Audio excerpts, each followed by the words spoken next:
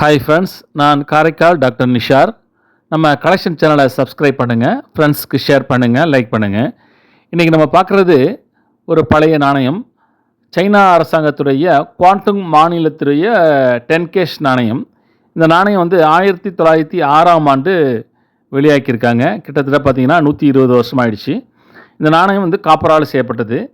Wait 7.52 gram, diameter 28 mm, thickness 1.9 mm.